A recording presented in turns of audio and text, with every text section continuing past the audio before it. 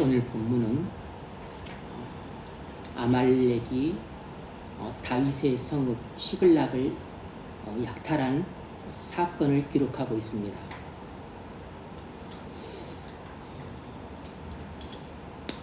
다윗은 사울을 피해 이스라엘 떠나 블레셋으로 갔다가 아기스가 내준 성읍 시글락에 그의 공동체가 거했습니다. 그런데 아말렉이 침입해서 그의 가족들을 끌어가고 재산을 약탈해 간 것입니다.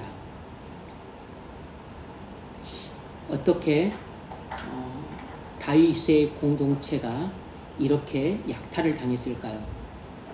하나님은 그동안 뭘 하고 계셨을까요? 왜 이런 일이 발생했을까요? 오늘 우리가 그 원인과 결과를 살펴보려고 합니다.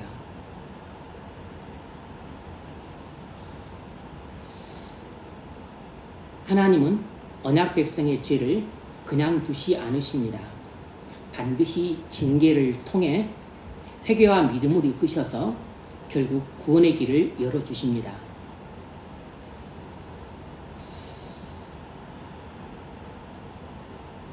오늘 우리가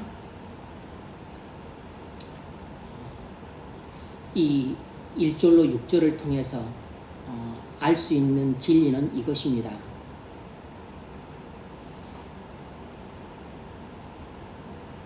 하나님은 성도의 죄에 대해 반드시 징계하신다는 것입니다. 하나님은 성도의 죄에 대해 때가 되면 반드시 징계하십니다.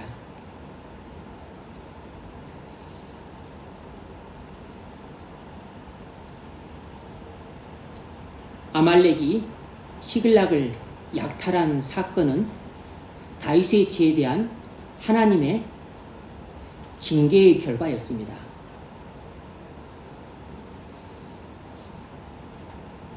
이 30장에 나타난 비극은 우연한 사건이 아니고 다윗의 누적된 불신앙의 결과였어요. 다윗의 죄가 무엇이었을까요? 이 시글락 약탈 사건이라고 하는 하나님의 징계를 불러온 다윗의 죄는 크게 두 가지였습니다. 하나님의 징계를 불러온 직접적 원인이 되었던 죄는 다윗이 동족 이스라엘과 싸우는 이 길보아 전투에 참여하려고 할 때 하나님께 묻지도 않은 채 독단적인 결정을 내려서 참여하려고 했다는 것이 이 하나님의 징계를 불러온 직접적 원인이었습니다.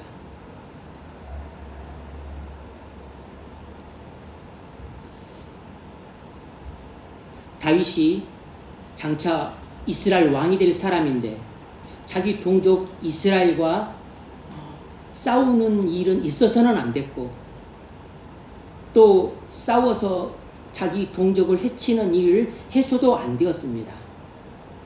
그런데 아기스 왕이 가자고 해서 어쩔 수 없이 따라가는 측면도 없지 않아 있었지만 그러나 어쨌든지 간에 동족 이스라엘과 싸우는 이 갈보아 전투 현장으로 나가서는 안 됐어요. 그런데 그 중요한 결정을 하는 과정에서도 하나님을 배제한 채 독단적인 결정을 내린 것입니다. 사실 결정을 내렸다기보다는 어쩔 수 없이 끌려간 측면이 있죠. 그러나 어쨌든지 간에 하나님께 묻지도 않은 채 그 갈보아 전투 현장까지 나아갔던 것이에요. 이것이 아말렉이 다윗 공동체가 사는 시글락을 약탈을 하게 된 이 하나님의 징계가 임한 직접적인 원인이었습니다. 그런데 하나님의 징계가 임한 궁극적인 원인은 따로 있었어요. 그것은 6년 전에 다윗이 사울의 추격을 두려워해서 이러다간 잡혀 죽겠다 싶은 마음에 하나님께 묻지도 않은 채 이스라엘을 떠나서 블레셋 땅으로 이주해 버리는 불신적인 결정을 내린 것이 이 하나님의 징계를 불러온 궁극적인 원인이었어요. 이 6년 전에 일어났던 다윗의 이 불신앙적인 결정이 오늘 이 시글락 약탈 사건을 불러온 직접적인 원인이었습니다. 뿐만 아니라 대략 8년 정도 전에 선지자 가시 아말렉이 다윗이 사울의 유혹을 피해서 모압으로 이주했었을 때 그가 400명 정도 되는 공동체를 이끌고 모압으로 이주했었을 때도 선지자 가시 다윗에게 일렀습니다. 여기를 떠나서 유다로 가라. 선지자 가시 이미 다윗에게 이렇게 이방 땅에 있지 말고 유다 이스라엘 땅으로 들어가라고 그렇게 지시를 했었어요. 대략 한 8년 전 정도에 그렇게 선지자 갓이 분명히 다윗에게 지시를 했음에도 불구하고 이 선지자 갓의 지시를 어기고 2년 뒤에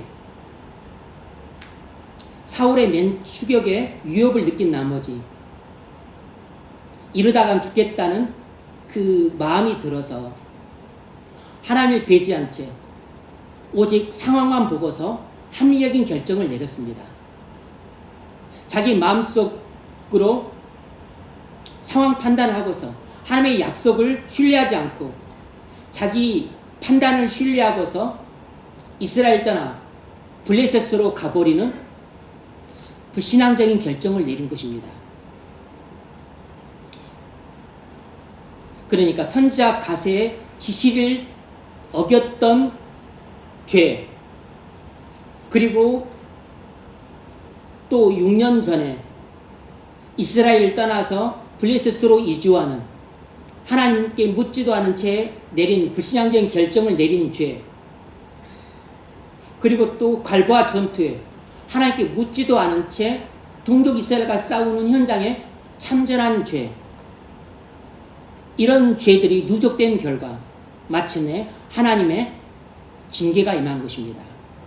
그것이 바로 아말렉을 통해서 시글락을 약탈하게 하신 것이에요. 그리고 아말렉 사람들도 다윗에 화가 났습니다. 왜냐하면 다윗이 시글락에 거주하면서 자꾸 자기 아말렉 족속들을 공격해서 그리고 많은 아말렉 그 사람들을 잔인하게 살육했기 때문이에요. 그래서 아말렉 사람들도 다윗에 대해서도 화가 머리끝까지 나 있었습니다. 그래서 마침 시글락이 빈 틈을 타서 기회는 이때다 싶어서 다윗에 대한 복수 차원에서 시글락을 철저하게 약탈했던 것이에요.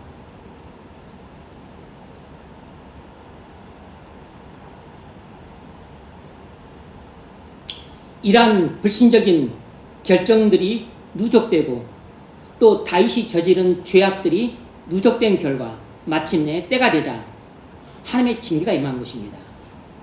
선지자 갓의 지시를 어긴 지 8년 뒤에 또 이스라엘 떠나서 블레셋으로 떠난 이 불신앙적인 결정을 내린 지 6년 뒤에 마침내 하나님의 정한 시각이 되자 하나님의 징계가 무섭게 임했어요.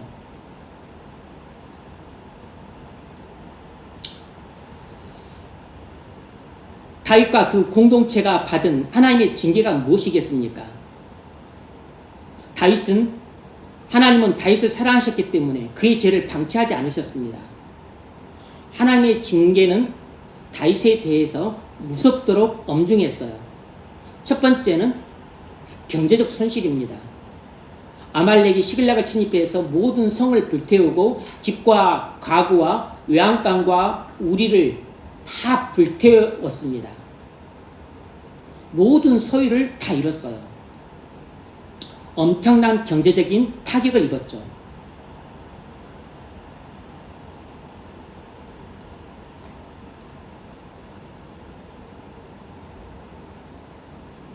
두 번째는 가족에게입니다. 그의 가족들이 다 아말렉에게 끌려갔습니다. 아내와 자녀들이 다 끌려갔어요. 세 번째는 공동체 붕괴의 위기가 찾아왔습니다. 부하들이 화가 머리끝까지 나서 다윗을 돌로 쳐 죽이자고 반란을 일으키려고 했습니다.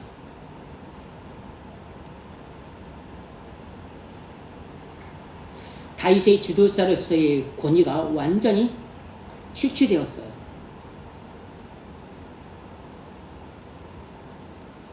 부하들이 다윗을 지도자로 불신하게 되었습니다. 하나님은 다윗의 삶 전체를 흔들어 놓으심으로써 죄의 심각성을 다윗에게 깨닫게 해주셨습니다. 여러분,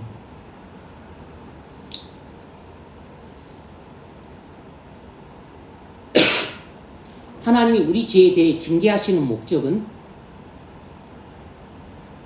우리 죄를 벌하시는데 궁극적인 목적이 있는 것이 아니고 우리를 회개케 해서 믿음을 회복시키는 데 목적이 있습니다. 하나님이 우리 죄에 대해 징계하시는 목적은 네가 이렇게 죄를 지었어? 그러면 맛 좀 봐라 하고 벌을 주시고 혼을 내시는 데 목적이 있는 게 아니고 우리로 하여금 죄를 회개해서 다시 믿음을 회복시키는데 그 목적이 있습니다. 왜냐하면 우리가 그리스도를 믿음으로 언약 백성이 되어서 우리를 천국으로 인도해 주시겠다고 약속하셨기 때문이에요. 이 언약에 따른 약속을 이루기 위해서 하나님은 우리의 죄에 대해 징계를 하지 않을 수 없는 것입니다. 결국 하나님 아버지께서 자녀인 우리를 징계하시는 것은 자녀인 우리를 사랑해서 바른 길로 돌아오도록 하기 위함임을 알 수 있어요. 솔로몬이 아들에게 교훈하면서 하나님의 징계를 아버지의 훈육과 같다고 설명을 했습니다. 솔로몬이 아들에게 네가 장차 죄를 지으면 하나님의 징계를 받을 터인데 그것은 아버지가 너를 사랑해서 종아리를 때리는 매와 같다 이렇게 비유로 설명을 해 주었어요. 잠언 3장 11절을 보면 내 아들아 여호와의 징계를 경히 여기지 말라. 그 꾸지람을 싫어하지 말라. 하나님의 징계를 가볍게 여기지 말고 싫어하지도 말라는 것입니다. 그 이야기는 뭐죠? 하나님의 징계를 무겁게 받아들이고 그리고 그것을 즐겁게 받아들이라는 것이에요. 대저 여호와께서 그 사랑하시는 자를 징계하시기를 마치 아버지가 그 기뻐하는 아들을 징계한 같이 하시느니라.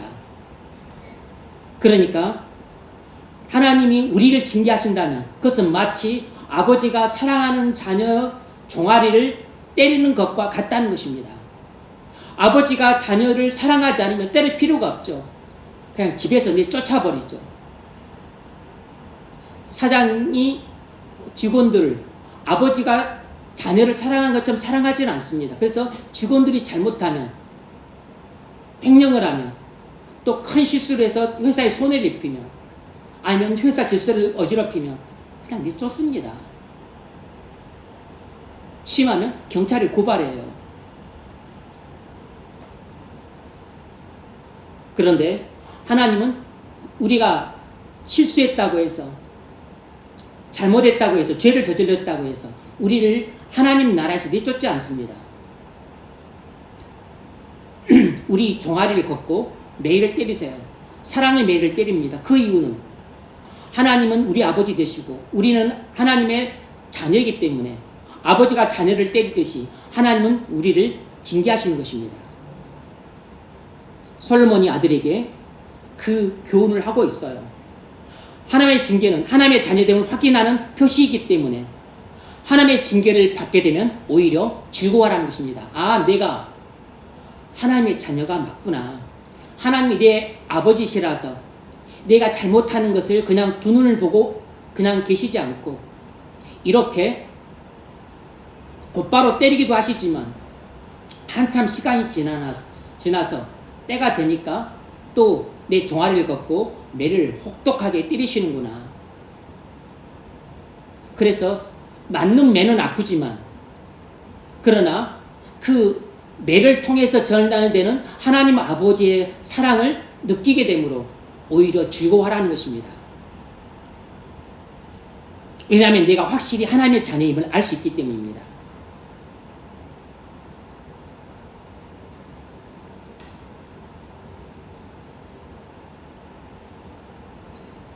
그래서 하나님은 아말렉 족속을 통해서 다윗에게 경제적인 큰 손실을 끼쳤고 그리고 그의 모든 식솔들을 다 포로로 끌고 가버렸고 그리고 지금 자신의 주도자의 권위는 완전히 실추되었고 자신의 공동체는 자중질환이 일어나서 붕괴 위기에 놓였어요. 다윗이 평생 일궈온 모든 것이 다 수포로 돌아갈 위기에 처했습니다. 다윗의 이 불신적인 결정에 대한 하나님의 징계가 아주 엄중하다는 것을 알 수 있죠.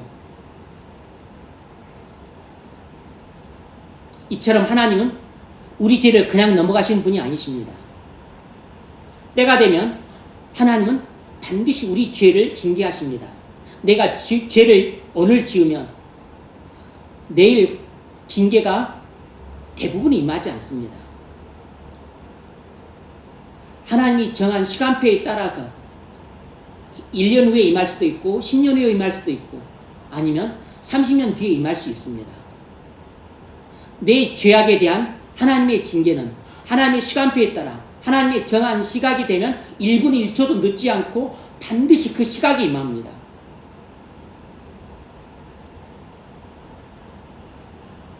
그래서 하나님은 우리의 죄악에 대해서 때가 되면 반드시 징계를 하세요.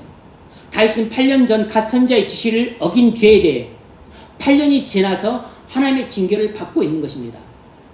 6년 전 하나님의 인도를 구하지도 않은 채 그저 눈에 보이는 상황만 보고서 하나님의 배제한 채 합리적인 판단을 내린 죄, 하나님께 묻지도 않은 채 자기 마음속 생각을 따라서 이스라엘을 떠나 블레셋 땅으로 이주해 버린 불신앙적인 결정을 내린 죄에 대해 하나님은 8년이 지나서 6년이 지나서 지금 징계를 하고 계신 것이에요. 여러분이 오래전에 하나님의 주의 종을 통해 내린 지시를 어긴 죄에 대해서 시간이 한참 지난 뒤에 하나님의 때가 되면 징계를 하실 수 있습니다. 내가 하나님이 주의 종을 통해 내린 지시를 내가 10년 전에 어겼는데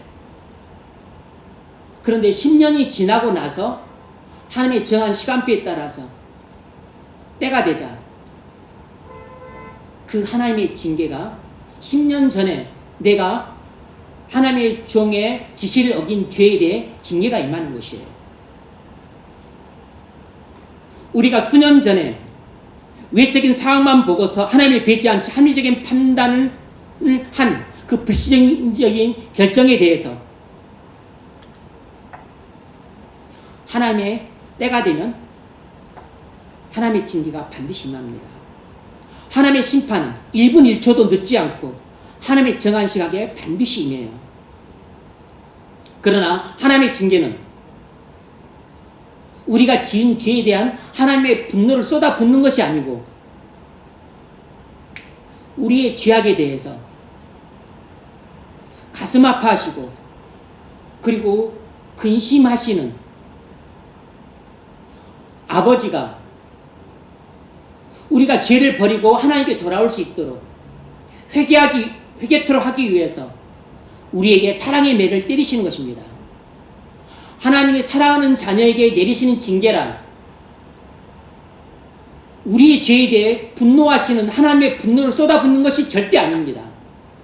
우리의 죄를 가슴 아파하시고 근심하시고 그리고 염려하시는 그 하나님이 우리를 바른 길로 이끌기 위해서 회개하도록 하기 위해서 때리는 사랑의 매예요. 하나님의 징계는 하나님의 분노가 아니라 하나님의 언약적 사랑의 표현 방식이라는 것을 꼭 기억하셔야 됩니다. 여러분, 여러분이 지은 죄에 대해, 여러분이 저지른 불신적인 결정에 대해, 여러분이 저지른 잘못된 선택에 대해서 하나님이 1년 뒤든 10년 뒤든 반드시 징계를 하십니다. 여러분이 저지른 불신적인 결정에 그 구조적으로 스스로 위기를 자초하기도 하지만 그 위기하고는 별도로 하나님이 그 죄에 대해 징계를 하세요.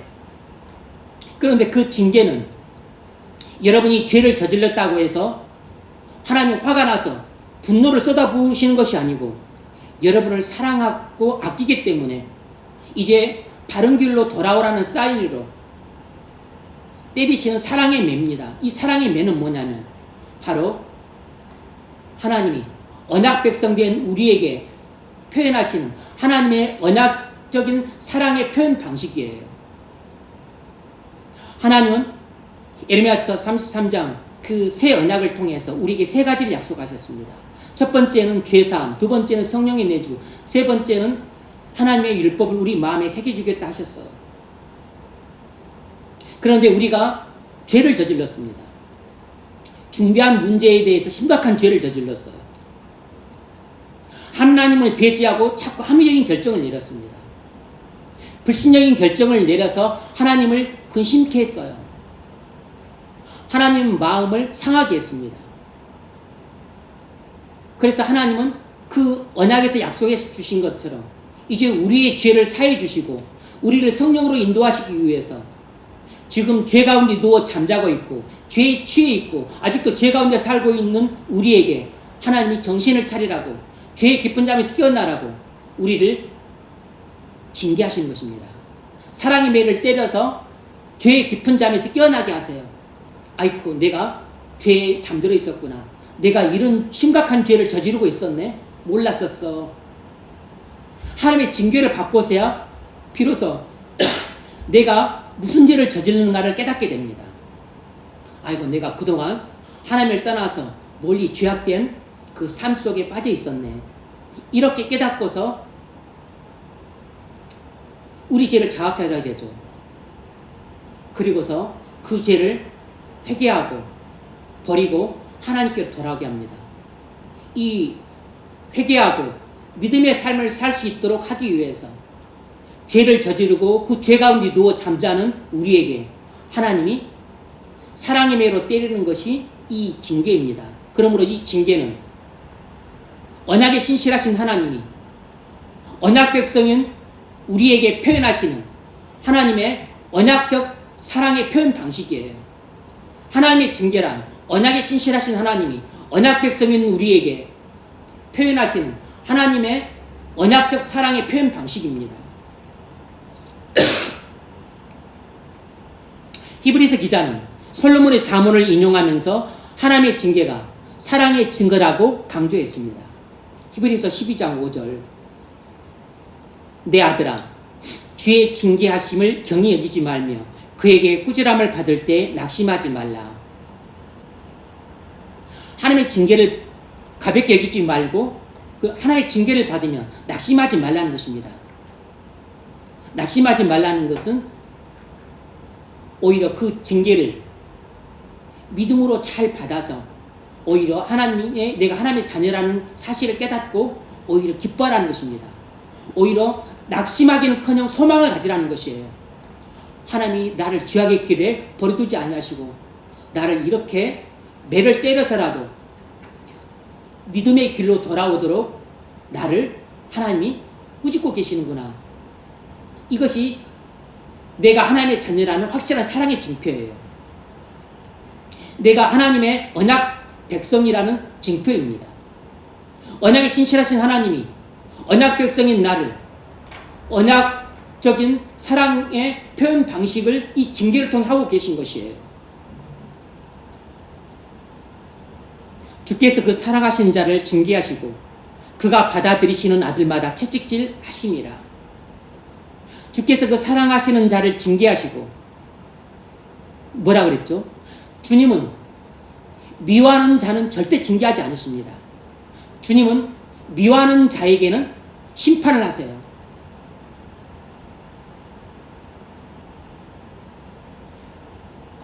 주님은 미워하는 자는 심판을 하세요. 징계와 심판의 차이는 무엇이냐면, 징계는 회개할 기회를 얻습니다. 심판은 회개할 기회를 얻지 못하는 것입니다.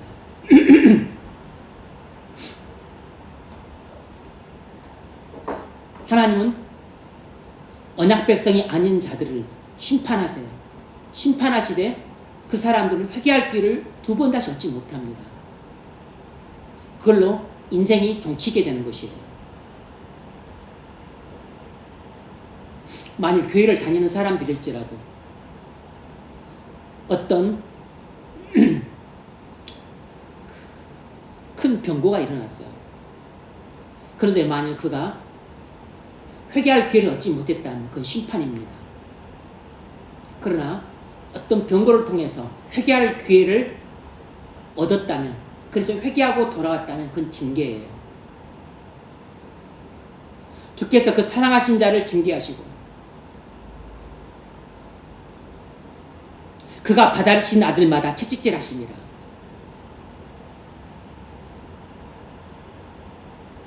선생님이 학생들을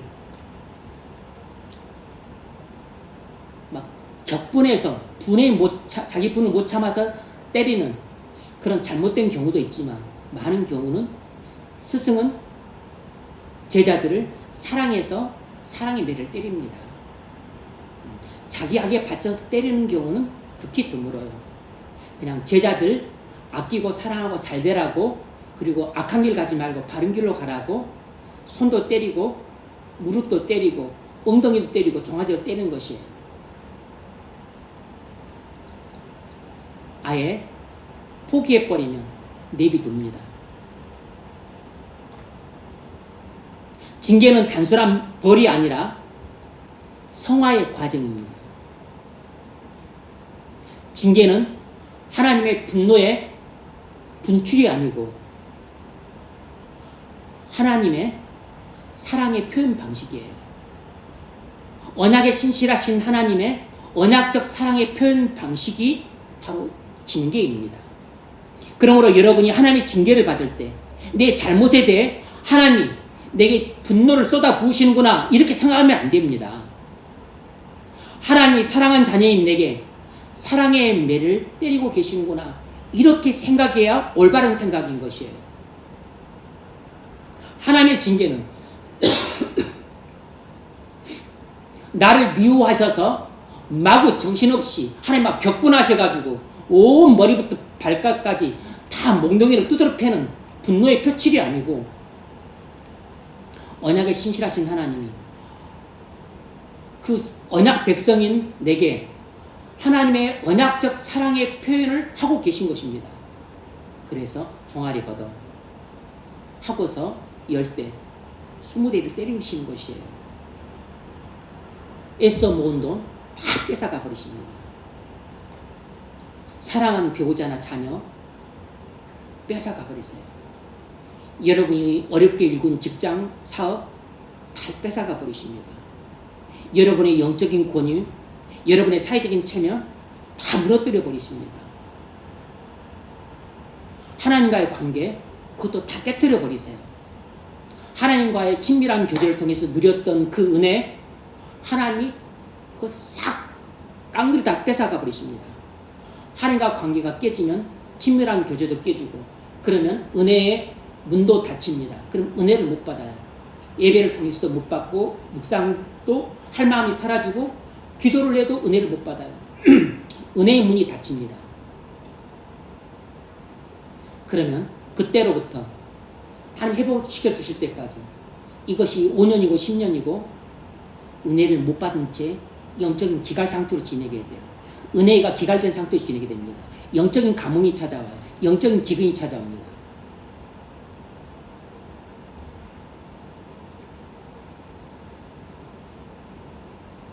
예배 때마다 조는 사람들이 있는데 그건 이미 은혜의 문이 닫혔다는 뜻입니다. 은혜가 임하면 절대 예배 때 졸 수가 없습니다. 그건 이미 은혜의 문이 닫혔다는 뜻이에요. 하나님의 징계가 시작이 됐다는 뜻입니다. 하나님의 징계가 시작이 됐다는 뜻이에요. 본인만 모르고 있는 겁니다.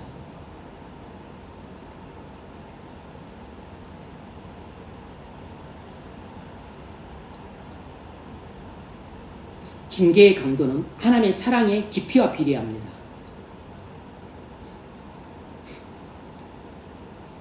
고구마 전도왕이라는 책을 썼던 이 김기동 집사님은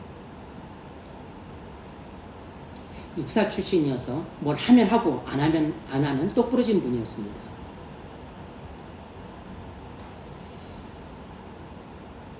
아내가 먼저 전도를 받아 교회를 나가게 되었는데 하도 교회를 나가자고 해서 나갔다가 목사님 설교를 듣고 시험에 들었습니다.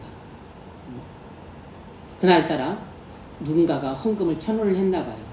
그 1,000원에 대해서 아니 어떻게 하나님께 헌금을 1,000원 할 수 있냐고 꾸짖었는데 그게 그분 마음을 상하게 했어요. 땅을 파봐라 1,000원이 나온가. 1,000원 헌금했다고 그렇게 그거 가지고 뭐라고 하냐 하고서 시험에 들고서 교회를 안 나왔습니다. 그리고서 겨울철에 아내를 교회에다가 태워준다고 주일에 놀러 가자는데 아내가 주일에 못 놀러 간다고 했어요. 하도 조르니까 그러면 주일 오전 예배 빨리 드리고 놀러 가겠다. 그 주일 오전 예배 빨리 드리러 간다고 해놓고 아내와 자식들 태우고서 교회로 가는 체 하다가 교회로 안 가고서 저 강원도 대관령 스키장으로 내뺐어요. 한참 영동고속도로를 타고 가다가 대형 교통사고가 났습니다. 맞은편에서 건너오던 대형 차가 중앙선을 넘어서 잘 가고 있는 자기 차를 들이받았습니다. 완전히 차가 몇 바퀴 구르고 나동거랑 쳤어요. 아내와 두 자녀가 크게 다쳤습니다. 자기도 피를 철철 흐르고 있었어요. 구급차가 와서 아내와 자녀들을 다 실어 보내고 병원으로 데리고 왔습니다. 자기 딸은 28발인가 꼬맬 정도로 크게 다쳤고 아내도 뭐 죽을 위기에서 겨우 살아났어요. 그리고서 자기도 그 자리에서 쓰러졌습니다.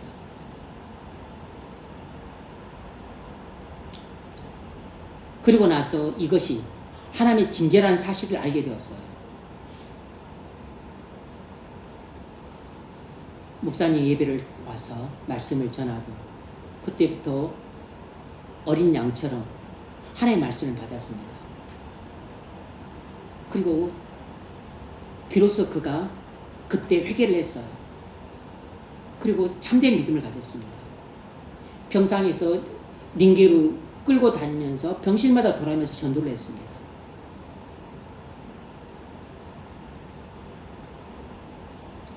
심판일까요? 징계일까요?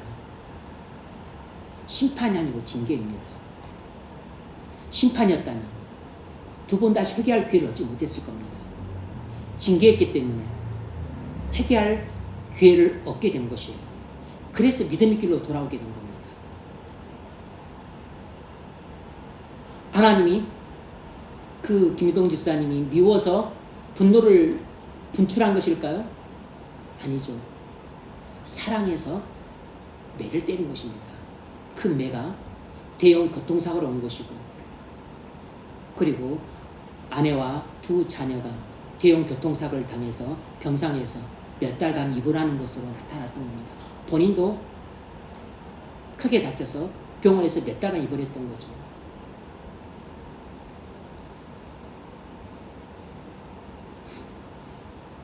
상당한 징계의 강도죠.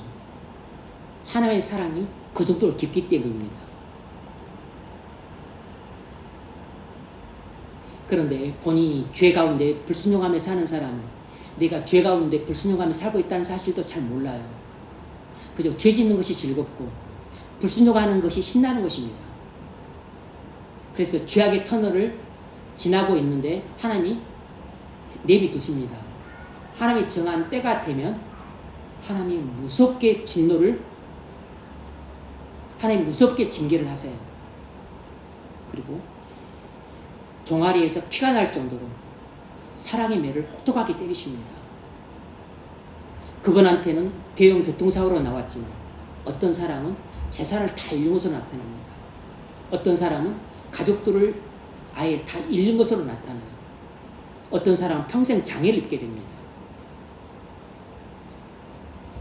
롯이 약속의 땅 가나안을 버리고 물이 많은 요단 들판으로 이주하는 불신의 결정을 내렸어요.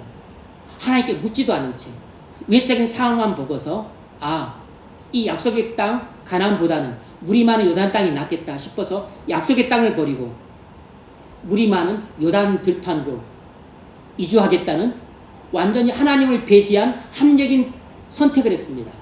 이 불신적인 결정이 욥이 불행의 길로 접어든 최초의 출발점이었어요. 그러다 보니까 또 옆에 있는 소돔성은 문명도시라 더 살기가 편할 것 같아. 아예 소돔성으로 옮기는 게 더 낫겠다 싶어서 하나님께 묻지도 않은 채 소돔성으로 옮기는 두 번째 더 결정적인 불신앙적인 결정을 내립니다. 그러다가 얼마 뒤에 이 소돔성 주변에 있는 왕들이 소돔성을 침략해서 이 롯과 그 식솔들을 다 포로로 끌고 가버립니다. 하나님의 징계가 임했죠. 하나님의 징계가 임했는데 하나님이 아브라함을 통해서 롯과 그 가족들을 구출해내요. 구사일생한 것입니다. 그때 롯이 그 하나님의 징계를 받고 정신을 차렸어야 됐어요. 내가 하나님의 약속의 땅 가나안을 버리고 이 눈에 좋아 보이는 요단 들판으로 옮긴 것이 불신앙적인 결정이었구나. 하나님이 이에 대해서 징계하시는구나. 소돔성 살기 좋은 곳으로 가서 내가 안락하게 사는 결정을 한 이 합리적인 선택이 불신앙적인 결정이었구나. 이것에 대해 하나님이 지금 노하셔서 징계하시는구나. 이걸 깨달았어야 됐어요. 그때도 깨닫지는 못했습니다. 결국 대략 한 10수년 지나고 나서 학자들이 10년에서 20년 정도 지났다고 하는데 10수년 지나고 나서 마침내 소돔성에 유황불이 떨어지는 하나님의 심판이 임했습니다. 그때 롯은 이 하나님의 무서운 징계를 받았어요. 소돔성에는 하나님의 심판이었지만 롯에게는 징계였습니다. 그가 그동안 소중히 여겼던 모든 재산을 다 잃었습니다. 집과 차와 부동산과 모든 금은보화를 다 잃었어요. 게다가 사랑하는 가족들을 다 잃었습니다. 두 딸만 빼놓고 아내도 잃고 두 사위를 잃었어요. 그리고 믿음의 가장으로서의 권위도 완전히 실추되었습니다. 그가 했던 모든 선택은 잘못된 선택이기 때문에 그 오늘날 결과가 오게 된 것은 본인에게 책임이 있는 것이에요. 그리고 두 딸과 동침함으로써 근친 상간을 하는 죄를 저질렀습니다. 여기에 머무른 게 아니고 그의 후손들은 모압과 암몬 족속이 되었는데 결국 그의 후손들은 하나님의 나라에서 영영 이탈되는 무서운 심판을 받게 된 것이에요. 아브라함과 함께 계속 머물렀더라면 아마 하나님 나라의 백성으로 그 후손들이 남아 있었을지도 몰라요. 그런데 아브라함을 떠나서 약속의 땅을 가나안을 버리고 소돔성으로 갔기 때문에 결국 그와 그 자녀들은 구원받았을지 몰라도 그 후손들은 모압과 암몬 족속들은 결국 이스라엘 백성들을 대적하는 족속이 되고 그래서 하나님 나라에서 영영 버려지게 됩니다.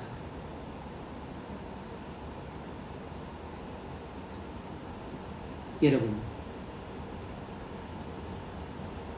여러분의 잘못된 결정, 여러분의 불신앙적인 선택으로 인해서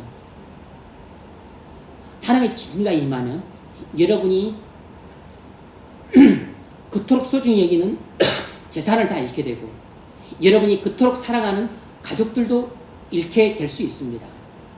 여러분이 어렵게 얻었던 직장도 잃게 되고, 여러분이 그렇게 소중히 여기는 관계들도 깨지는 징계를 받을 수 있어요. 근데 무엇보다 더 위험한 것은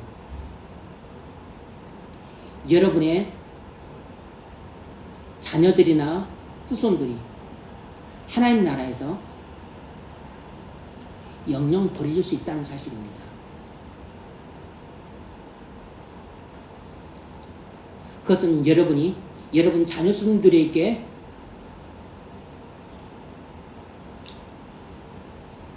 여러분 때문에 여러분 자녀손들에게 내리는 저주가 될 수 있어요.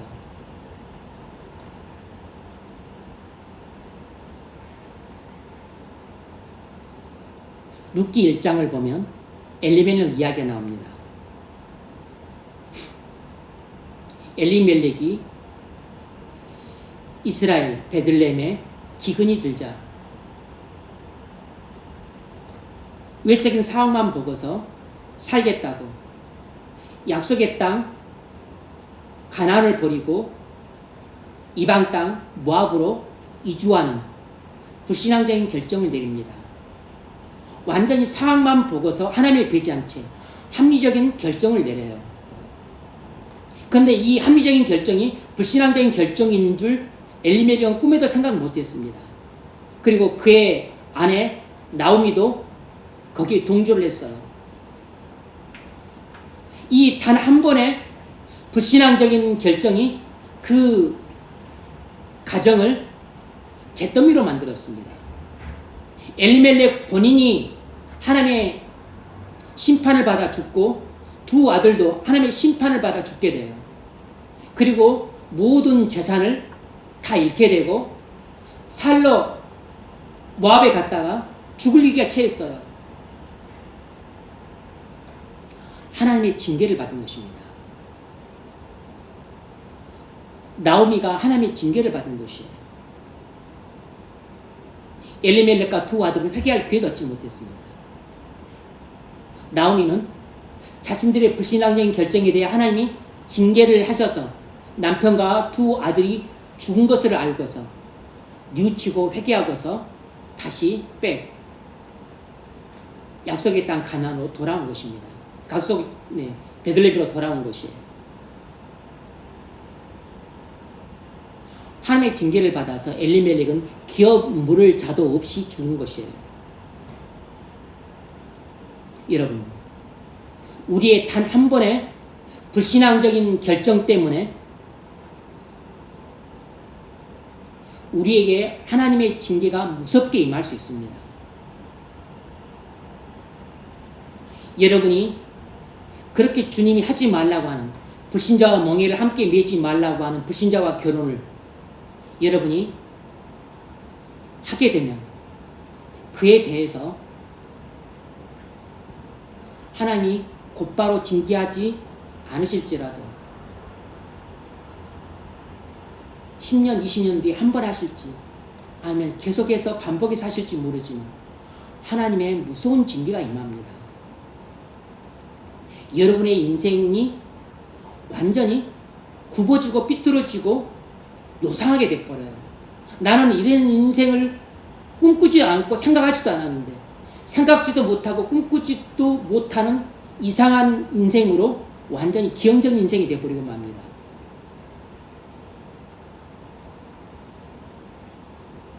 여러분의 단 한 번의 불신앙적인 결정, 엘리멜렉도 거주지 문제였습니다.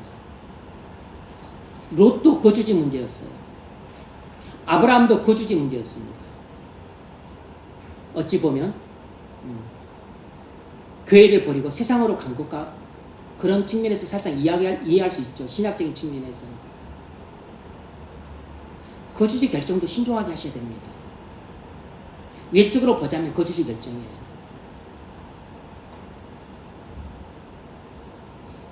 거주지를 여러분이 이익이 되겠다, 편하겠다, 안락하겠다.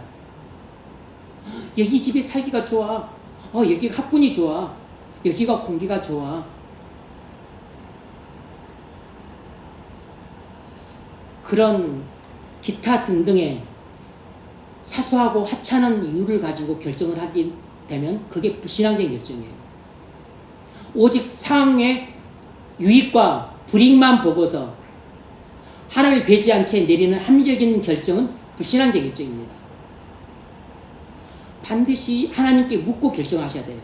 하나님의 인도를 받아서 반드시 그 뜻대로 결정을 해야 됩니다. 바로 결혼 문제에 대해서도, 거주지 문제에 대해서도, 직장 문제에 대해서도, 교회 문제에 대해서도, 자녀 교육 문제에 대해서도, 여러분 인생의 향방을 가름할 중차대한 문제에 대해서는 반드시 믿음의 결정을 내리셔야 됩니다. 그런 인생의 중차대한 문제에 대해 단 한 번의 불신앙적인 결정은 여러분에게 혹독한 하나님의 징계로 그 결과가 올 수 있어요. 요나는 니느웨로 가라고 하는 하나님의 명령을 거역하고 다시스로 내뺐습니다. 사실상 불순종이죠. 죄입니다. 이 죄에 대해 하나님이 엄중하게 징계하셨습니다. 하나님이 요나가 타고 가는 배에 폭풍을 보내셨어요.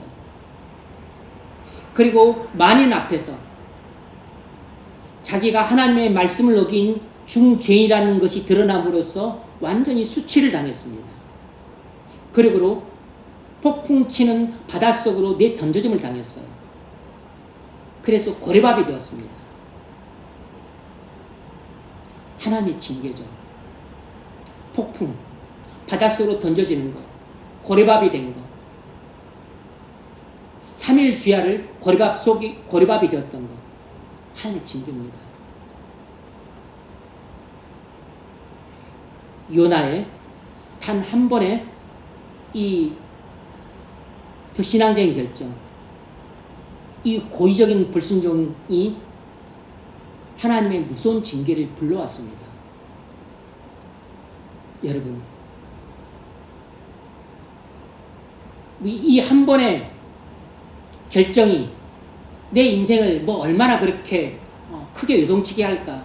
내가 한 번 결정 잘못했다 그래서 내가 뭐 그게 그렇게 크게 내 인생에 문제가 되겠는가? 이렇게 우리는 사소하게 생각하는 경향이 있는데 아닙니다. 하나님은 불꽃 같은 눈을 갖고 하늘에서 이 땅을 감찰하시는 분이기 때문에 우리의 부지불식간에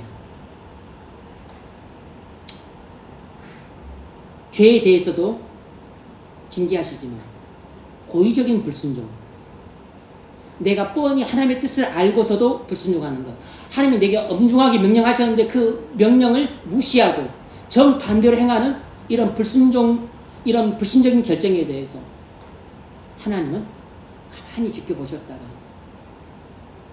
나중에 하나님이 정한 시간에 하나님의 무서운 손으로 내리치십니다.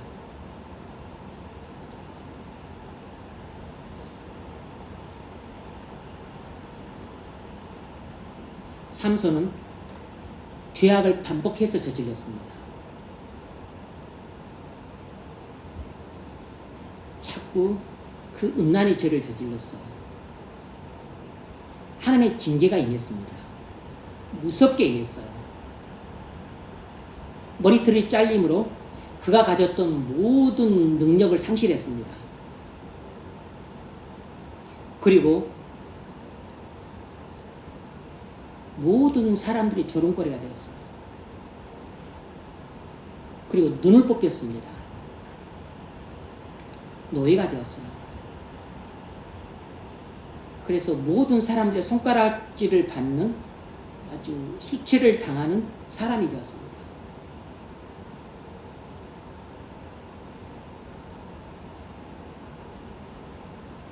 그런데 여러분, 역사는 이렇게 끝나는 게 아니에요. 하나님은 우리의 죄에 대해 분노하셔서 벌하고 그래서 종아리 맞고 종아리에 피가 났다 이렇게 끝나는 게 아닙니다. 우리에게 내리는 하나님의 징계는 우리를 회개케 하는 데 목적이 있어요. 우리로 하여금 믿음을 회복시키는 데 목적이 있습니다. 하나님 징계하셔서 삼손이 두 눈 뽑히고 노예가 되고 모든 능력을 상실하는 결과가 왔지만, 그러나 삼손에게 회개할 기회를 주셨습니다. 다시 믿음을 회복하게 하셨어요. 그래서 마침내 살았을 때보다 죽을 때 블레셋 사람을 더 많이 죽였습니다. 그는 마지막 순간에 세상을 정복하고 하나님 나라를 세우는 큰 일을 할 수 있었어요. 마찬가지입니다. 요나도 고레밥으로 죽고 끝난 게 아닙니다. 요나에게도 회개할 기회를 주셨어요. 그래서 요나가 자기 죄를 회개하고 다시 돌아와서 니느웨로 가서 복음을 전하고 국고 백성들을 구원했습니다. 그래서 요나에게 임한 이 폭풍과 고래 심판은 심판이 아니고 징계인 거죠. 나오미에게도 한 회개할 기회를 주셨습니다. 나오미도 회개하고 다시 베들레헴으로 돌아와서 두 가부가 굶어 죽을 위기에 처했지만 하나님이 회개하고 돌아온 나오미에게 믿음으로 살아갈 수 있는 구원의 길을 열어주셨어요.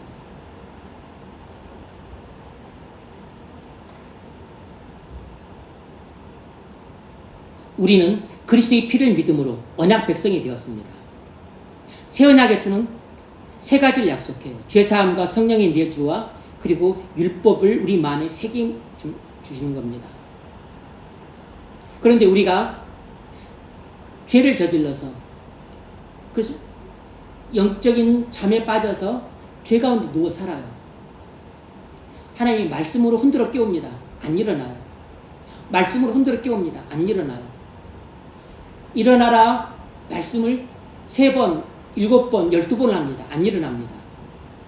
그러면 하나님이 매를 드시고 징계하세요.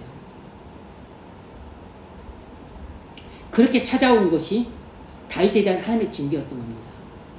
그렇게 해서 찾아왔던 것이 롯에 대한 하나님의 징계였던 것이, 그렇게 해서 찾아왔던 것이 요나에 대한 하나님의 징계였습니다. 그렇게 해서 찾아왔던 것이 엘리멜렉에 대한 하나님의 징계였다. 그래서 징계를 통해서 우리로 하여금 우리 죄를 깨닫게 하십니다. 그리고 회개케 하세요. 그래서 믿음을 회복시키십니다.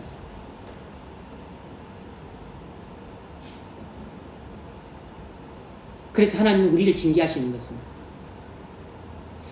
우리가 죄님을 깨닫게 해서 회개토록 하기 위해서요. 그래서 궁극적으로 우리의 믿음을 회복해서 믿음으로 순종하는 삶을 살도록 인도하시기 위해서 하나님이 말씀으로 안 되니까 징계하신 것입니다. 말씀으로 해도 못 들으니까 결국은 매를 들어서 종아리를 때려 정신을 번쩍 차리게 하신 것입니다. 부모가 자녀를 대할 때도 처음부터 말 안 듣는다고 처음부터 매들고 때린 사람은 없어요. 하지 마라. 3번 해도 안 들으면 4번째에는 매를 듭니다. 말로 했을 때 들으면 매를 들을 이유가 없어요. 말로 했을 때 안 들으니까 결국엔 때가 되어 매를 듣는 것입니다. 하나님도 똑같아요. 우리 아버지와 같기 때문에 하지 마라. 하나님이 말씀하심에도 불구하고 우리가 잠이 들어서 못 들으면 계속 죄가 또 잠잡니다. 그럼 어쩔 수 없이 깊은 영적인 잠에서 깨워주기 위해서 하나님이 매를 무섭게 때리십니다. 그때 정신을 차리고 네가 죄 가운데 위에 잠자고 있구나. 자기 죄를 깨닫기 시작해요. 그래서 회개케 하십니다. 그래서 다시 믿음의 삶을 살도록 이끌어주세요.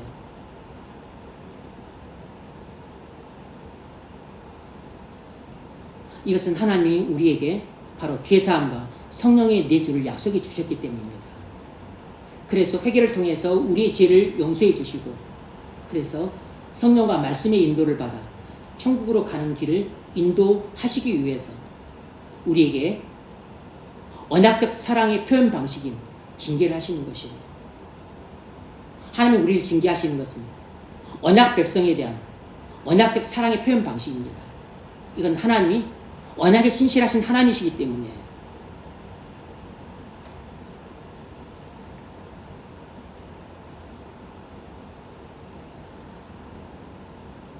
여러분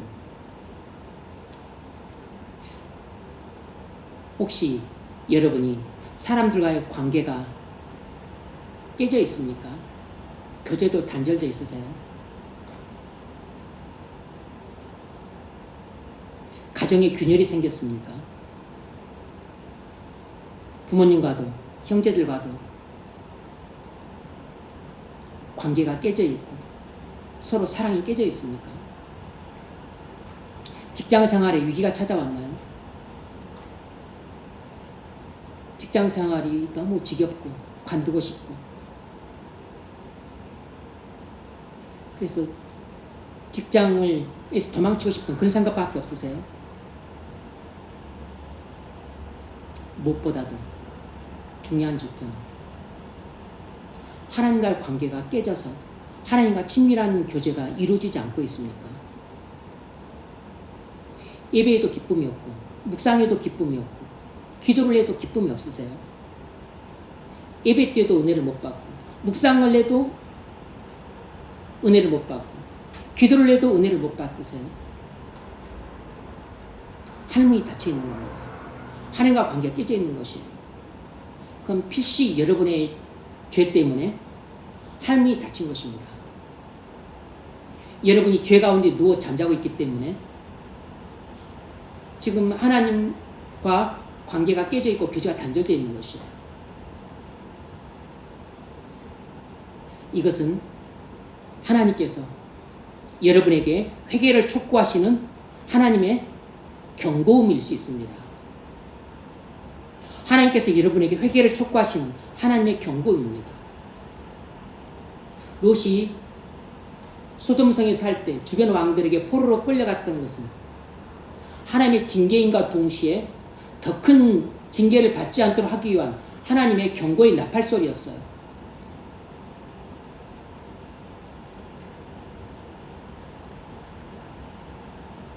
그런데 이미 처음부터 하나님의 경고의 나팔소리를 듣지 못한 채 요단 들판으로 갔고 하나님의 경고의 나팔소리를 듣지 못한 채 소돔성으로 갔고 이미 소돔성에 살고 있을 정도에는 이미 죄 가운데 취해서 그냥 벌렁 들어눕고 코를 골고 자고 있는 형국이었습니다.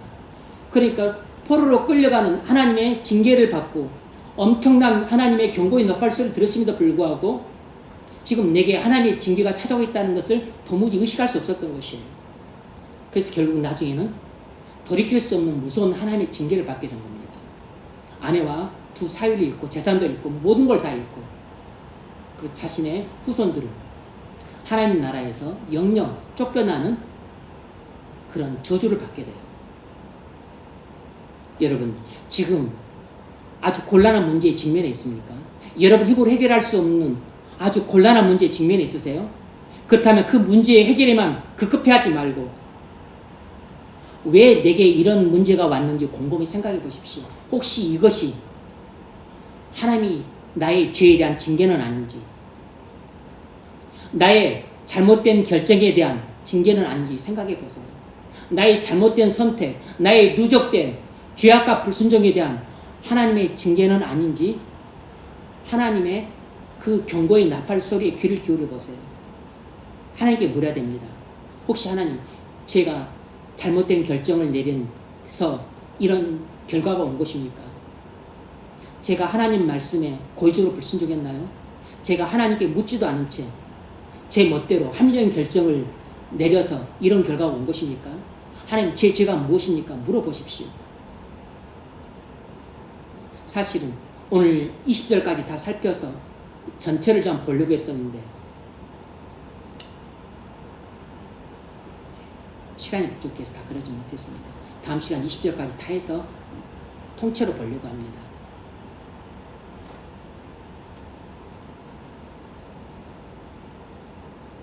징계는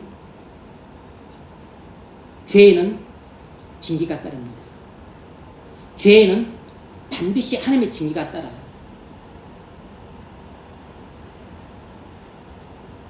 우리의 죄에는 하나님이 반드시 때가 되면 징계를 하십니다. 그런데 그 징계는 우리의 죄에 대해서 미워하셔서 내리시는 분노의 표출이 아니고 우리를 사랑하시기 때문에 때리시는 사랑의 매라는 것을 기억하십시오.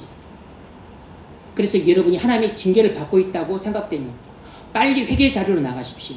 그래서 여러분의 죄를 통해 자복하세요. 그때 하나님은 여러분의 죄를 용서해 주시고 그리고 성령으로 여러분을 구원의 길로 인도해 주십니다. 그러므로 징계의 자리가 사실은 구원의 출발점이에요. 바로 징계를 받는 그 시점이 실은 구원의 출발점입니다. 그래서 징계를 받는 것을 싫어하지 말라고 한 것입니다.